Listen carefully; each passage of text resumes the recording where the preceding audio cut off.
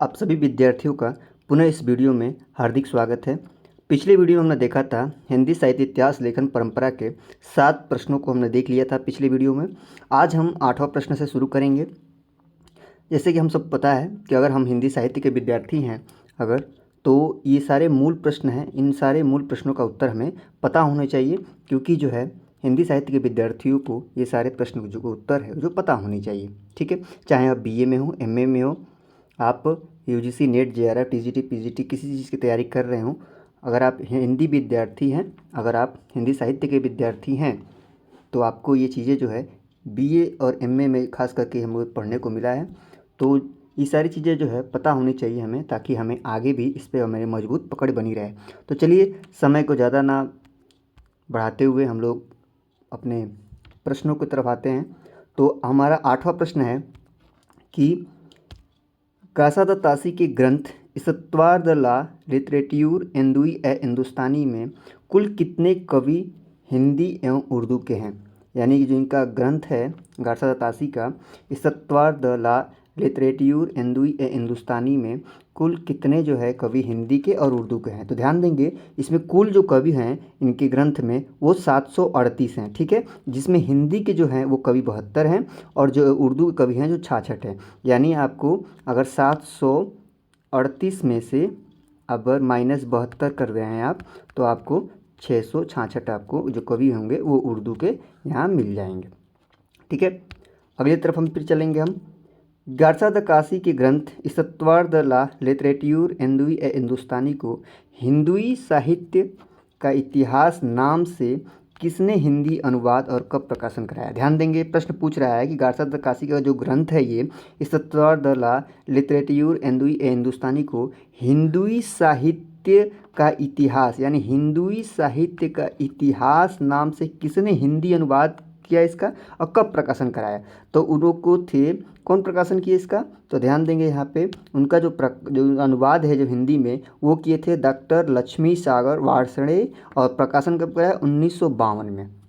ठीक है, अगला प्रश्न की तरफ चलते हैं हम कि अगला प्रश्न है गारसा द तासी की पुस्तक इस्तवार द ला लिटरेट्यूर एंदुई ए हिंदुस्तानी में एंदुई के लिए और हिंदुस्तानी के लिए कौन सा अर्थ प्रयुक्त होता है। ठीक है, तो इनमें कौन सा अर्थ प्रयुक्त होता है, यानी जो है गारसा तासी जो पुस्तक है उसमें जो है एंदुई जो शब्द आया है और हिंदुस्तानी जो आया है इसके लिए कौन सा अर्थ प्रयुक्त होता है उसके बारे में पूछा जा रहा है।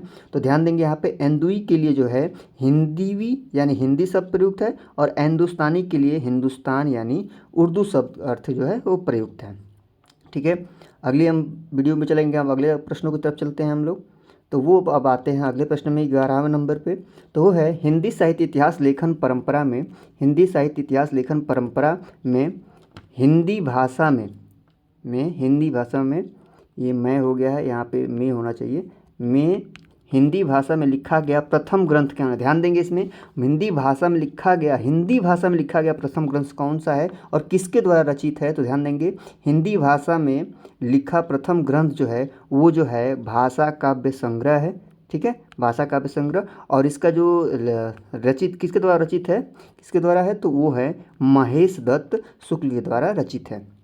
ध्यान देंगे एक बार और इसको हम देखेंगे कि पूछा जा रहा है कि हिंदी साहित्य इतिहास लेखन परंपरा में, ठीक है, लेखन ये में है ना, लेखन परंपरा में हिंदी भाषा में लिखा गया प्रथम ग्रंथ। ध्यान देंगे लेखन परंपरा में कौन सी किस भाषा में, हिंदी भाषा में लिखा गया प्रथम ग्रंथ कौन सा है और किसके द्वारा रचित है। तो हिंदी भाषा में लिखा गया प्रथम ग्रंथ जो है वो है भाषा काव्य संग्रह, और जो इसके जो रचित है यानी जो इसके लेखक हैं वो कौन है, महेश दत्त शुक्ल।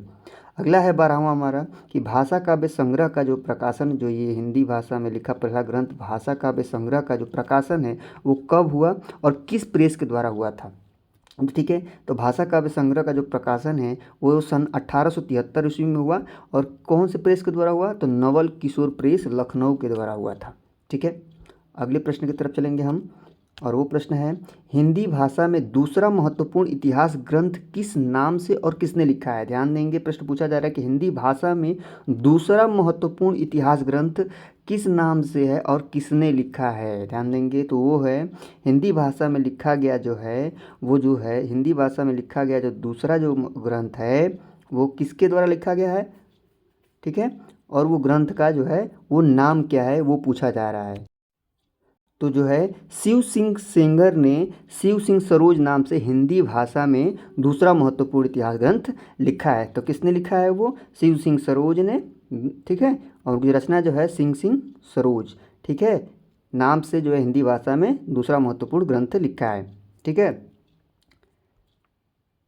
अगले प्रश्न की तरफ चलेंगे हम लोग। अब आते हैं यहाँ पे, शिव सिंह सरोज का प्रकाशन कब हुआ? ठीक है, यानी शिव सिंह सरोज का जो प्रकाशन है, एक बार हम लोग पीछे आते हैं, ठीक है। यहाँ पे पीछे हम आएंगे, देखिए यहाँ जो पूछा गया था ना, हिंदी भाषा में दूसरा महत्वपूर्ण इतिहास ग्रंथ किस नाम से है और किसने लिखा है? तो जो है शिव सिंह सेंगर ने लिखा है। और कौन सा है जो ग्रंथ है? शिव सिंह सरोज नाम से लिखा है ना, ठीक है। और ये हिंदी भाषा में दूसरा महत्वपूर्ण इतिहास ग्रंथ लिखा है, ठीक है। हम आते हैं उधर, देखिए फिर वही प्रश्न है। तो वो प्रकाशन पूछ रहा है इसमें, तो शिव सिंह सरोज का जो प्रकाशन है वो कब हुआ था? तो शिव सिंह सरोज का जो प्रकाशन है वो 1883 ईस्वी में हुआ था, ठीक है। किसके द्वारा है ये? तो शिव सिंह सेंगर के द्वारा, ठीक है। अगले प्रश्न की तरफ हम चल रहे हैं। वो है कि शिव सिंह सरोज में एक सहस्त्र कितने भाषा कवियों के जीवन चरित्र तथा उनकी कविताओं के उदाहरण हैं? ठीक है, यानी शिव सिंह सरोज में कितने भाषा कवियों के जीवन चरित्र और उनके उदाहरण दिए गए हैं? तो एक सहस्त्र जो है 838 कवियों के इसमें विवरण दिए गए हैं, ठीक है। अब अगला प्रश्न पूछा जा रहा है 16वां, कि सच्चे अर्थों में हिंदी साहित्य का पहला इतिहास ग्रंथ किसे माना जाता है? ध्यान देंगे, अभी हम महत्वपूर्ण प्रश्न आ रहा है कि सच्चे अर्थों में हिंदी साहित्य का पहला इतिहास ग्रंथ, ठीक है। यहाँ देखकर पूछा जा रहा है कि सच्चे अर्थों में हिंदी साहित्य का पहला इतिहास ग्रंथ किसे माना जाता है? तो वो माना जाता है the modern vernacular literature of Hindustan को, ठीक है। थोड़ा बोलने में हो सकता है कि पहली बार आपको समस्या हो, लेकिन बार बार इसको अभ्यास करेंगे तो आप इसको भी बोल ले जाएंगे आसानी से, ठीक है। तो सच्चे अर्थों में हिंदी साहित्य का पहला इतिहास ग्रंथ किसे माना जाता है? तो the modern vernacular literature of Hindustan को ये सच्चे अर्थों में हिंदी साहित्य का पहला इतिहास ग्रंथ माना जाता है। दूसरा है, अगला प्रश्न पर हम चलते हैं, the modern vernacular literature of Hindustan किसके द्वारा रचित है? तो किसके द्वारा रचित है? जॉर्ज ग्रिशन के द्वारा रचित है, ठीक है। तो इसको ध्यान रखेंगे, महत्वपूर्ण है, ये भी महत्वपूर्ण चल रहा है, ठीक है। The modern vernacular literature of Hindustan जो है किसके द्वारा रचित है? तो जॉर्ज ग्रिशन के द्वारा, याद रखेंगे।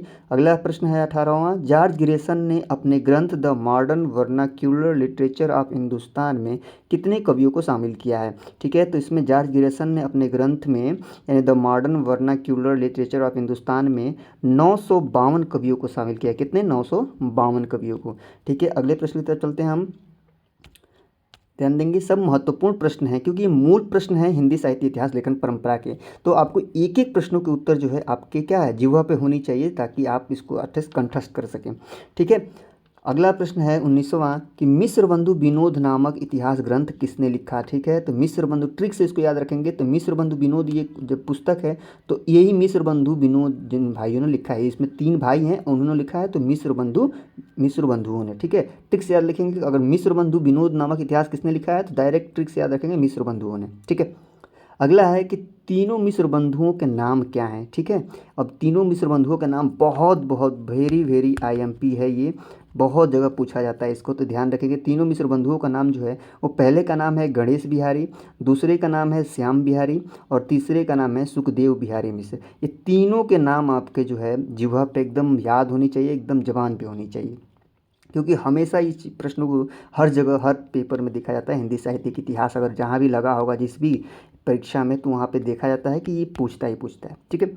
अगला प्रश्न है कि मिस्र बंधु विनोद में कितने कवियों का परिचय दिया गया है, यानी कि जिनकी पुस्तक है जो मिस्र बंधु विनोद, इसमें कितने कवियों का परिचय दिया गया है? तो 4591 कवियों का परिचय दिया गया है। ये भी महत्वपूर्ण प्रश्न है, ध्यान देंगे, ठीक है। अगला है हमारा, अगला जो प्रश्न है वो है, हिंदी साहित्य इतिहास लेखन परंपरा में किसका हिंदी साहित्य का इतिहास का सर्वोच्च स्थान है? ठीक है, ध्यान देंगे कि हिंदी साहित्य इतिहास लेखन परंपरा में किसका हिंदी साहित्य का इतिहास का ग्रंथ जो है उस सर्वोच्चम स्थान है। तो हम सबको पता है कि आचार्य रामचंद्र शुक्ल ने सुव्यवस्थित ढंग से अपने हिंदी साहित्य के इतिहास ग्रंथ को लिखा है और सबसे सर्वोच्च स्थान, सबसे प्रामाणिक जो है इन्हीं का माना जाता है, आचार्य रामचंद्र शुक्ल जी का। ठीक है, अगला है कि आचार्य रामचंद्र शुक्ल का ग्रंथ हिंदी साहित्य का इतिहास पहले किस नाम से प्रकाशित हुआ। ध्यान देंगे कि यहाँ पे महत्वपूर्ण चीज़ है कि आचार्य रामचंद्र शुक्ल का जो आज का जो नाम है हिंदी साहित्य का इतिहास, वो पहले जो प्रकाशित हुआ था तो वो किस नाम से प्रकाशित हुआ। पूछा जा रहा है आचार्य रामचंद्र शुक्ल का ग्रंथ हिंदी साहित्य का इतिहास, ये जो है ये आधुनिक नाम है। ये क्या नाम है? आधुनिक नाम है। लेकिन उस टाइम जो था वो किस नाम से प्रकाशित हुआ वो पूछा जा रहा है। तो वो प्रकाशित हुआ था हिंदी साहित्य का विकास 1929 में। ठीक है, अगले प्रश्न की तरफ चलेंगे हम। महत्वपूर्ण प्रश्न है ये सब कि आचार्य रामचंद्र शुक्ल ने हिंदी साहित्य के इतिहास को कितने भागों में बांटा है। तो हम सबको ये पता है, बहुत ही आसान प्रश्न है, 4 भागों में बांटा है, पता ही होगा आपको सबको। ठीक है, अगला प्रश्न है कि आचार्य रामचंद्र शुक्ल ने मिश्र बंधु विनोद को किस नाम से पुकारा है। मिश्र बंधु विनोद यानी जो मिश्र बंधुओं ने जो अपना ग्रंथ लिखा मिश्र बंधु विनोद, उसको आचार्य रामचंद्र शुक्ल ने किस नाम से पुकारा है। तो उन्होंने पुकारा है बड़ा भारी वृत्त संग्रह। एक बार ध्यान देंगे, ये सारे जो प्रश्न हैं वो हिंदी साहित्य इतिहास लेखन परंपरा के मूल प्रश्न हैं। ये सारे चीज़ें आपके लिए बहुत महत्वपूर्ण हैं। अगर आप बीए एमए में हैं तो इन प्रश्नों के उत्तर को आप बहुत बारीकी से आप ध्यान से पढ़ लेंगे, ताकि ये प्रश्न जो है आपसे कभी चूक ना जाए किसी एग्जाम में, क्योंकि ये प्रश्न जो है मूल प्रश्न है और मूल प्रश्न का जो है भूलना बहुत ही क्या होता है, अपने आप में हानि पहुंचाता है। क्योंकि ये बहुत ही छोटे प्रश्न हैं, मूल प्रश्न हैं, जमीनी तो प्रश्न हैं, ये किसी से पूछ लिया जाता है तो अगर ना बता पाएँ तो हमें बहुत ही शर्मिंदा होनी पड़ती है। क्योंकि अगर हम हिंदी साहित्य के विद्यार्थी हैं और इतने छोटे छोटे प्रश्नों को ना बता पाएँ तो अपने आप में थोड़ी सी क्या होती है, शर्मिंदगी की बात होती है। अपने आप में थोड़ा सा क्या होता है, खेद होता है, कष्ट होता है। कोई पूछ दे अगर हिंदी के विद्यार्थी हैं और इतने मूल प्रश्न अगर हमको उत्तर ना बता पाएँ तो अपने आप में क्या होता है, बहुत हमें दुख होता है, इस चीज़ को अपने आप में गलानी होती है। ठीक है, तो मुझे विश्वास है कि आप इन प्रश्नों को आप अच्छे से समझे होंगे। फिर मिलेंगे अगले वीडियो में, फिर दूसरे हिंदी साहित्य इतिहास लेखन परंपरा के अन्य महत्वपूर्ण प्रश्नों को लेकर। तब तक के लिए धन्यवाद। जय हिंद,